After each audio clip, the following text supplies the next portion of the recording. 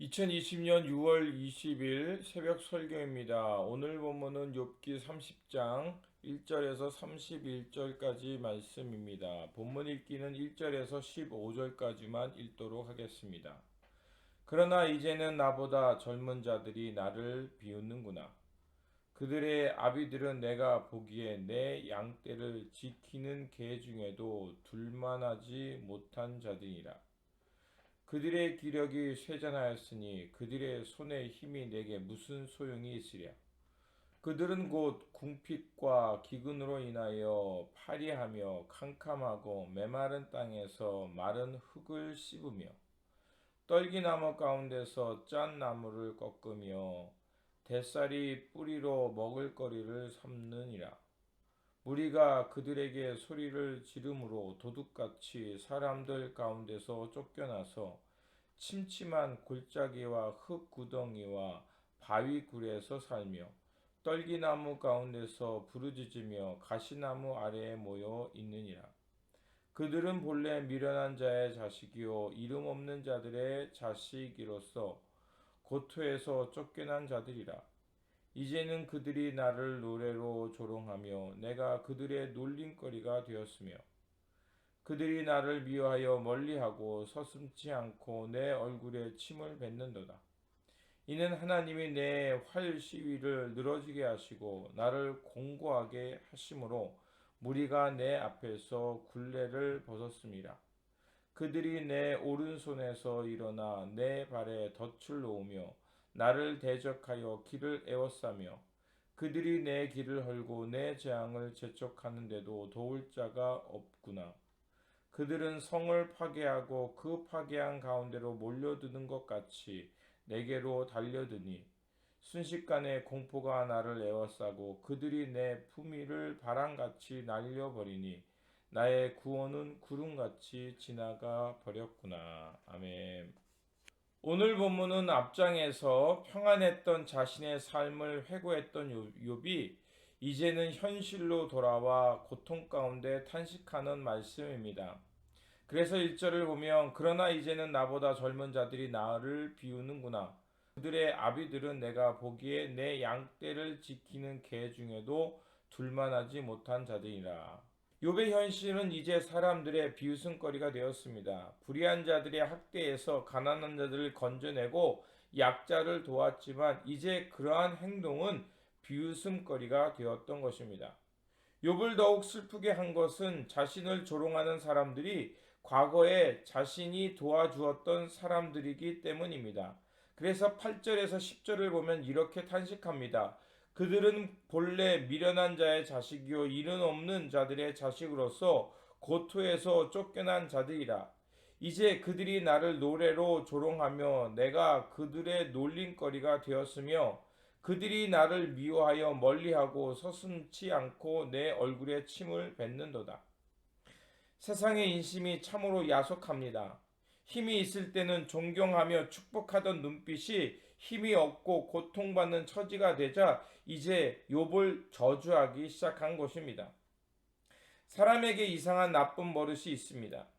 약자가 약자를 더 괴롭히는 것입니다.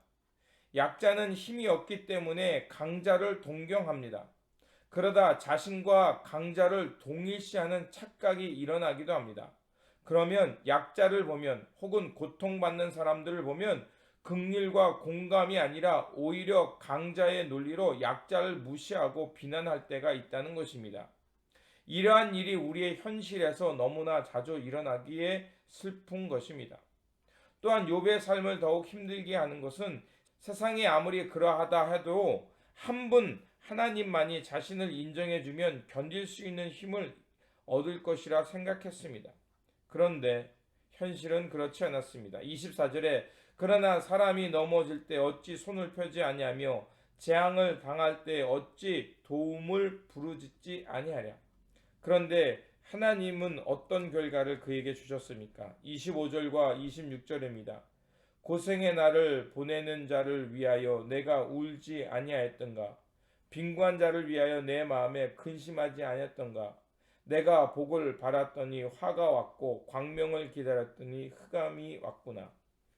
오히려 하나님으로부터는 화가 왔고 광명이 아니라 흑암이 왔다고 탄식합니다. 그래서 자신의 삶을 29절에 나는 이리의 형제요 타주의 벗이로구나 라고 탄식합니다. 이것이 바로 욥의 고통이었습니다. 우리는 욥의 고통을 보면서 깊이 공감합니다. 왜냐하면 욥의 평안한 날의 지속성이 짧기 때문에 그렇습니다. 그리고 욥의 고통처럼 고통이 우리에게 더 많기 때문에 그렇습니다. 그래서 많은 사람들은 고난을 겪지 않기 위해 힘을 가지려고 합니다. 그리고 힘 있는 사람처럼 되려고 합니다. 그리고 강자의 가면을 쓰고 강자처럼 행세합니다. 약자를 무시하고 어려운 사람을 만나면 비난하고 강자의 논리로 그들을 정죄하고 나와 다른 사람이라고 벽을 쌓습니다. 이것이 바로 앞에서 말한 약자의 나쁜 습관입니다. 강자로 착각하며 동일화 혹은 합일화되는 모습입니다. 하지만 우리는 다 불완전한 존재임을 알고 있습니다. 그리고 어려운 사람을 만난다면 그들을 도우지 않으면 결코 우리가 어려움 만났을 때 우리를 도울 사람이 없다는 것을 우리는 알아야 합니다. 그렇게 우리는 강자라는 생각의 착각을 버리고 서로가 서로를 돌아보며 협력할 줄 아는 사람이 되어야 합니다. 물론 쉽지 않다는 거 저도 잘 알고 있습니다. 하지만 우리는 세상의 논리가 아니라 주님의 마음을 닮아가는 사람이 되어야 합니다. 어렵고 힘든 때일수록 그들에 대해 긍휼과 마음을 갖는 사람이 되어야 합니다. 그래서 세상의 힘의 논리가 아닌 하나님 나라의 사랑과 돌봄의 삶을 추구해야 합니다. 그럴 때 이 땅에 눈물이 사라지고 고통받는 사람들이 해방받는 기쁨의 날이 올 것입니다. 그러므로 현실이 어렵지만 그럼에도 불구하고 묵묵히 주님의 마음을 따라서 서로 돌보고 긍휼의 마음으로 함께 합력하며 주님의 길을 걷는 동행자들 되어 살아가시기를 다시 한번 주님의 이름으로 축원드립니다. 기도하겠습니다.